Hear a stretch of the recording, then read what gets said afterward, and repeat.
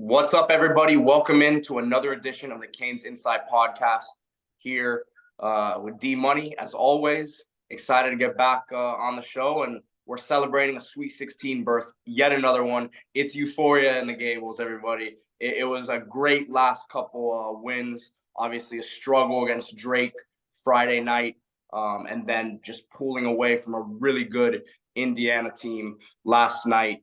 And these Sweet 16 berths, they're becoming a common occurrence here, huh? Absolutely, man. It's the basketball school, as you know. It's nice to watch. I'm here. I'm in the Punta Cana studios, as you can see. Just got fresh off the banana boat, threw on some aloe vera lotion, jumped on the pod. Happy to talk about. Sweaty out there. Sweaty too. I mean, shit. Honestly, it's hot. It's hot, man. It is hot out here, and the Canes are worldwide. They had the Canes game here in DR. There's some people in the bar cheering, and I know there was a decent crowd at the stadium or at the arena as well. See a great performance, probably to me the best performance I've seen of the season, just beginning to end, both ends of the floor. The offense, which, like you mentioned, against Drake was a little stuck in the mud, looked more like the team we've seen all year. And then defensively, the speed, the switch, or just the ability to cover everybody. No problem switching, the length and the speed to make up for the size. You saw it on full display in this game. I think the biggest storyline to me is coming from Friday night was you get a pretty close to 100% Norchad Omier. He looked like he was moving very well the last couple games. You saw 17 rebounds in 26 minutes last night. His activity level, it was, as it always is, through the roof. But you saw him go down against Duke. I, was thinking that was season over, the way that it looked, the way that he reacted, right? But credit to Miami's training staff and obviously Norchad himself for doing what he had to do to get himself right. Yeah, it felt like he got his hand on every single basketball. I mean, I don't know what the final rebounding numbers were, but if they do that old deflection, touching the ball stat, it had to be through the roof, because even the ones he didn't get, he was tipping it to somebody. So He looked bouncy. The second jump was there. He was switching on guys, no problem. Had the lateral quickness. It was all there for Omier. He's definitely back, and it changes the whole complexion of the team, especially going into a challenge that they're going to have this week. But, great moment after the game. You saw him come give the kiss to Coach Shell. Just the love that these guys have. It's all real. That's what he gets for being a genuine guy. You can just see it in the post game. Yeah, him and Nigel Pack to me he was the guy who took Miami home against Drake. There was a point where Miami was down 8 points with 5 minutes left. He hit a big mid-range jump shot, hit some other really big shots throughout the game. And then Wooga Poplar, it's crazy because Wooga Poplar last year against Kansas had a very rough outing, right? And he looked real nervous out there. Obviously, the moment was a bit too big for him. And you see the impact that he's continued to have in this run for Miami. Had a stretch of 3 straight threes against Drake that really kept them alive for that portion of the game when nothing was falling. Obviously, Miami was tight to start that game. And Drake, credit to Drake defensively. No doubt. Let me move the camera right here. So I'm looking like a hidden character in a video game right now. Looking like one of those guys you got to unlock. So there we go. Now we're doing it. But Poplar, it's like Wong. You knew Wong was good, but you didn't know how good he was until he had the opportunity to just shoot and make mistakes. I am impressed with his touch, Poplar. I mean, all the talk about he's athletic, and yes, he is very athletic, but the guy's got touch. You see it at the free throw line. He's got a very soft stroke, and as the confidence goes up, as he can play through mistakes, not to worry about, deferring to Pack, deferring to Wong, there's a lot of upside there. You've been on it since before the season. You said on the pod. There's a lot that guy can do on both ends of the floor, and he showed a little bit of it in this game. Well, and you saw it on the first play of the game. He missed, I think, a floater, short, grabs his own rebound and hits a nice little turnaround, short-range jump shot. But that's those types of shots. He hit a very big pull-up jumper against Drake on Friday night as well. I think that brought them within 2 points late in that game before they obviously overtook them. But what a nice burst he's kind of been, because obviously he's a starter, but it almost feels like he's a sixth man the way that he's used offensively, because he's not the one of the top 2 or 3 guys normally. But then he gives you those glimpses where you're like, man, this guy can be something really special down the line. And right now he's been a big part of this run as well. No question. And I want to give love to Jordan Miller as well. You know, I remember when James Jones was at Miami, he played like center. He was basically a big man that became the perimeter player, the shooter that later on. But he was always versatile, always long on defense, always had a nice touch. Although, again, he was not the three-point shooter that became in the NBA. But it's like, if you were to watch James Jones in college, no one was saying this guy was going to be a decade-long pro. At least I did not hear anything like that. And no one, it was not even a conception in people's minds watching him. He looked like an athletic guy, good defender, but, you know, versatile on defense, but not that kind of guy. Miller has way more game at the same age as Jones, and still has that kind of feel that you're like, maybe this guy's got more NBA potential than people are giving him credit for. And certainly if you talk about just the college level, which we care about, the guy is unbelievable and is a huge part of this win. Well, and his ability, kind of like Wong, right? And Wong does it more from the perimeter, but his ability to kind of calm the game down. And when Miami really needed baskets last night, because Indiana came out strong at the start of the first half, the second half there, excuse me. And he, you know, for him to just post up, he has very good footwork down there. You know, the up and unders and the pump fakes and the spin moves. He can finish with both hands. Obviously, he's a lefty. But, you know, looking ahead, we're talking about the offense right now, and you know, kind of what they've been able to do. Miami has with 4 or 5 different guys who can score. Defensively now, moving forward, is going to be a very big key against this Houston team that Miami faces. Yeah, and I've always liked our defense. I know the stats don't show it like it does with the offense, but I always thought that when they crank up and the energy's high, they have the talent to be a lights out defense. Because you look at, you know, just watching other teams in the tournament, every team's got like a 5'11" point guard, you know, some white guy that shoots but doesn't play defense, some big lumbering center, right? Miami does not have one small player. You say small, like maybe Charlie Moore last year. They don't have a small player. They don't have one slow player at all. And they don't have one player that, you know, is not athletic, that just is not long and has burst. They all have it, you know. So other teams, you can find a guy like, let's say you have a 7-foot guy, he's not going to be quick on the perimeter like Omier to cover small guys. Or they have a 5'11" point guard that can't switch on bigger guys. Or they have, you know, some white dude that you could just punish on the other end of the floor. Miami's not like that. They're very consistent. They don't have the height, you know, they don't have the pure 1 through 5 dynamics. But it reminds me of, like, you know, the Chicago Bulls when they were good. You know, when the Golden State Warriors, when they put Draymond Green on the floor, just the quickness, not that level. Let's not get carried away. Well, but just the fact that you have quick guys everywhere that have length. You see every year a lot of these smaller schools that make runs. How do they get it done? It's a lot of 4 or 5, you know, out. You know, they don't really have a traditional big man, perimeter scoring. Once you spread them out, beat them off the dribble, which you're seeing Nigel Pack get a lot of opportunities.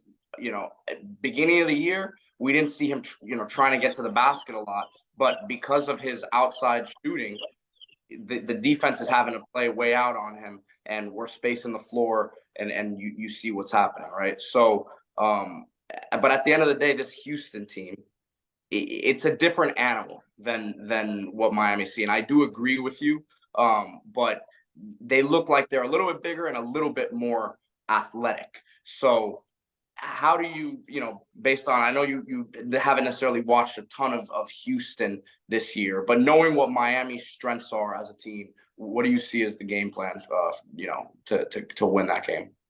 Yeah, I mean, just look at the stat sheet. You know, there's a reason why a lot of people think Houston's the best team in the country. Talk about number 4 in offensive efficiency, number 2 in defensive efficiency. I think Ken Palm rankings had him number 1 overall. So the numbers definitely support them. Obviously, their level of competition is not the ACC, even in a down ACC. So it's a little bit deceptive, but experienced. Kelvin Sampson, as one of the most experienced coaches in college basketball, the team is experienced, is tournament tested. To me, again, I did not see them really in the regular season. I've seen them in the tournament.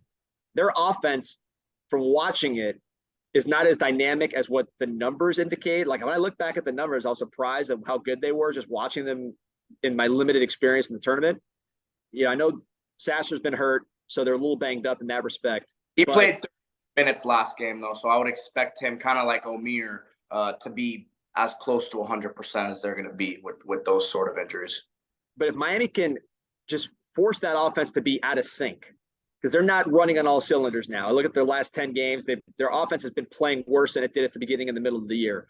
Again, injuries had a role in that, but that's the reality. So if Miami's defense can set the tone like it did yesterday, like it did on Sunday, as far as really just setting the tone from the start, this is an offense that you can throw out of sync. The defense is going to be tough. Houston is a defensive team. It's not going to be easy at all, but you have great players. You have the ACC Player of the Year in Isaiah Wong. You got a guy in Nigel Pack that can, shoot for days. And then you have someone like Omer who might not look pretty, but he can create second chance opportunities and things that even a good defensive team can't account for just because it's the scramble and the randomness that he creates. So, Miami just needs to really, to me, bring the intensity on defense, make this a slugfest, and then have your tremendous guard play and the guys like Miller and Omer making winning plays, maybe a Poplar being the X factor to carry it home. Well, and you said it. They weren't looking very good offensively in that first half against Auburn, but they pulled through. Now it was a lot of one-on-one basketball. Tremont Mark, one of their wing guys, had 20 points in the second half. He looked like a guy. Look, they're similar to Miami, D, in the sense that they are very balanced offensively. They have 5 players in double digits, Sasser being their leading guy like Wong is for Miami. But the guy who I'm very interested to see how really this is going to be an Omer matchup, but Jarris Walker from, he true freshman, 5-star top 10 recruit out of IMG, a guy that's, a lot of people believe is a lottery pick, absolute physical specimen, shoots the 3-point shot, I think 34%, 35%, so can knock it down from the outside. But he's a little bit bigger than Omer, a little bit longer, right? And this is about as talented of a guy as Miami's seen all year. And he's really was seen as the missing link for this team that has now gone to 4 straight Sweet 16s, right? The Final Four being in Houston, that's kind of been the theme for them, the discussion, the questions all year. So this is a team playing with a lot of, you go to 4 straight Sweet 16s now. A lot of these guys have been on this run that they've had over the last 3-4 years. There's a lot of pressure riding on them. So if Miami can jump out to an early to a good early start, like Auburn did against Houston, right? I think Auburn just didn't have the guys at the end of the day this year that they had last year. Another team that Miami beat last season. But this is, like you said, you could make an argument that this Houston team should be the favorites the rest of the way. And not to look too far ahead either, D, but the Texas team on the other side there from Miami is also one of the hottest teams in college basketball. And if you reseeded this thing, they may be a 1 seed also. So the road is not going to be easy, but 4th Sweet 16 for Coach L at Miami, and the legacy that he is continuing to build is just amazing. It's really, I think every year you sense that there is a bigger fan base growing down here. There is a lot more interest every year. Before it was like you'd show up to March and Miami's in the tournament. Everyone's like, oh, hey, Miami's in the tournament. There is more of a following, I think, leading up to it this season than there's really ever been. And that to me is all credit goes to Coach L on that. Yeah, the stability. Also, you have the arena, which has been there for a while, but the fact they had Coach L plus the arena, is great, because we had Hamilton, who was a tremendous coach, but he was in the Miami arena. Much different dynamic. Now you have the great coach and the great arena. People have good times there. They come back. You get some regulars. I mean, I go to those games and you see people that are there every single day and they just all know each other. So you build that kind of, the Coral Gables, South Miami sort of nucleus of people that are just there all the time. And then the students making more and more of an impact. So it's the best program in town. There's no question about it. You talked about all the things Houston's done. Miami was in the Elite Eight last year. Yeah. And Miami is the ACC, I'll call them the ACC champion because they would have won the tournament, in my view, if Omier didn't get hurt. At least it would have been a very much a favor to do that. They won the regular. 4 or 5 points to Duke without him, or maybe it ended up being 7 or something like that. But it was a 1-possession game late in that game. Right, and they won the regular season, and obviously the last ACC team standing. So you're talking about the ACC champion. Another thing is, and I hope this is something that sticks with them. So to be the ACC champion and to be a 7.5-point dog to an AAC team, no matter how good Houston is, if I'm a betting man, a battle-tested team like Miami, that kind of dog with that kind of experience, and they were in the Elite Eight last year. Obviously have transfers, but Long was certainly there. Guys like that. Miller was there. There's a lot of pride. And if that underdog vibe really starts to pick up, and Miami doesn't become the cool team to pick, and people just start putting the other way, we'll see. The game's on Friday, so the hype's going to build and build. But I hope that 7.5-point line sticks and is thrown in Miami's face, because to me, it's a disrespectful line for the best team in the ACC. Well, the thing Miami, I think, does have going for them big time is that this is not a Houston team that has – this is probably the best team that they faced all season long, right? It's not – they don't – the ACC is not the ACC. We understand that. But they still did not have, the schedule that Miami had, So I think that the fact that they haven't been as battle-tested this season, maybe, right, because – they have gone through it the last few years, but it'll be interesting to see if that comes into play. Yeah, look, the ACC is down. It was down last year, and the ACC still came through in the tournament. Now, this year, Miami's carrying the torch alone. That's fine. But these are great players in the conference. Let's not kid ourselves. Great players, great coaches, great infrastructures. Even in a down year, it's not easy to win it. And there's something that comes with that. The environments that they played in are different than AAC environments. Cameron is still Cameron. It's still the environments are still different. Miami's team is extremely experienced, really top to bottom. When you just look at the whole roster, they either played in the Elite Eight last year or they're transfers that came in as the best players on their team, like Pack and Omier.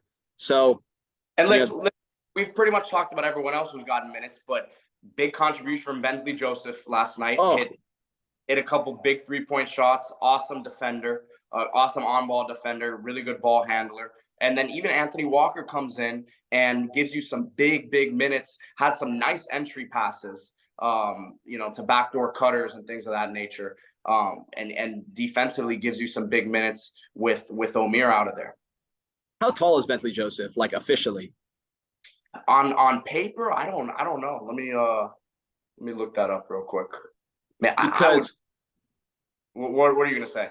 No, I was thinking, watching him, the guy looks like he's 6'6". I know he's not, but the way he plays and his length and his strength and just his activity, he plays like he's 6'6". But people, it's probably like 6'2", something like that. 6'3". I would say 6'2". He's listed as 6'2", so let's say probably closer to 6'1" then. Right, but I mean, he plays like he's a forward if you need him to be. On defense. Unbelievable. So yeah, he's definitely a major factor in this game. Definitely. No, it's been listen, it's not the deepest team, right? This is not a team that has 9 or 10 guys in the rotation, but you don't necessarily need that to make a run in March, because these are 40-minute games and guys are exhausting everything they've got. They'll get, obviously they just played 2 games in 3 days, but they get their rest now. And Omier especially is going to be it's going to be good for him to get his rest and get back to 100%, because again, it looked like he was 95%, but he looked even better on Sunday night. So yeah, and the confidence is there. He's not thinking I'm hurt. In his mind now, after that game, he's himself. Because a lot of it's mental when you're coming back from an injury like that. Am I not the guy? He knows he's the guy. Even if he's physically not, I don't know what's going on in his body, but certainly the way he carried himself was like he looked like Omier. So that rest can only help. It's man, I woke up this morning, I was still buzzing. The excitement was high last night, and hopefully they can replicate that on Friday night. That would be I mean, listen, I know they got to the Elite Eight last year, but if they win this game coming up, you can argue that that would be the biggest win in program history against a 1 seed that has 2-3 losses on the year and is, a favorite to go win the whole thing. Yeah, this is a much better team, in my opinion. More athletic, more length, more physicality. I'll take this team over last year's team, just in terms of objectively. And they're going to be any day of the week.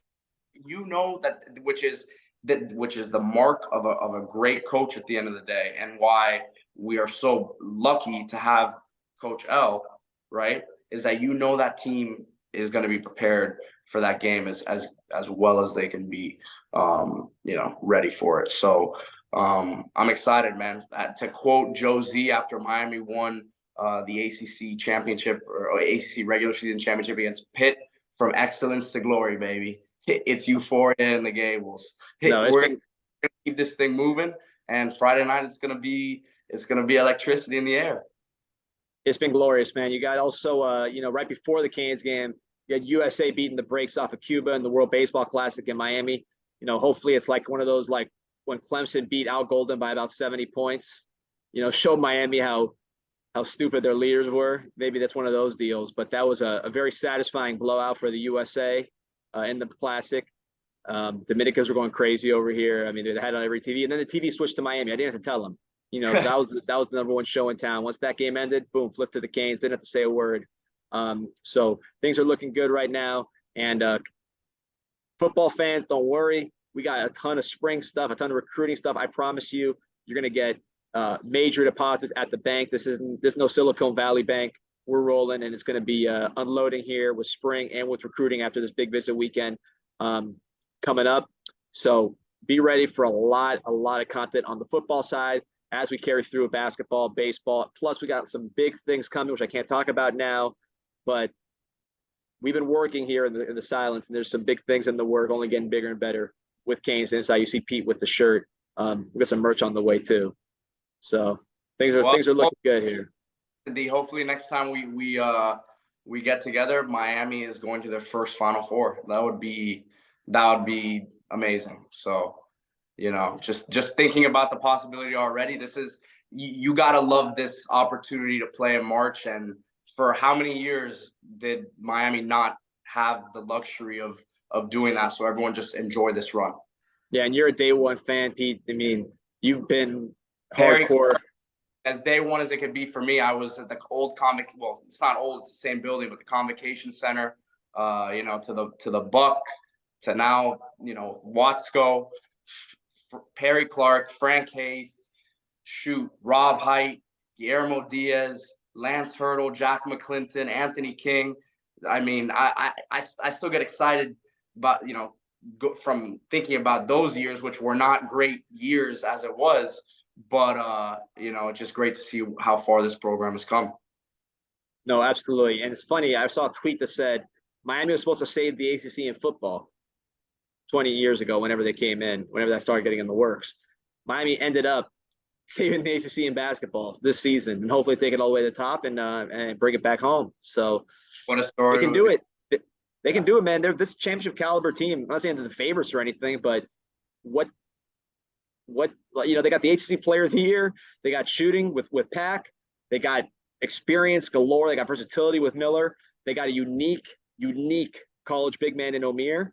They got the best coach around. I mean, they can do it. Not a fluke. Definitely not. So let's see what happens. Next week, we'll be back here on the CanesInSight podcast. See you guys then. Go Canes.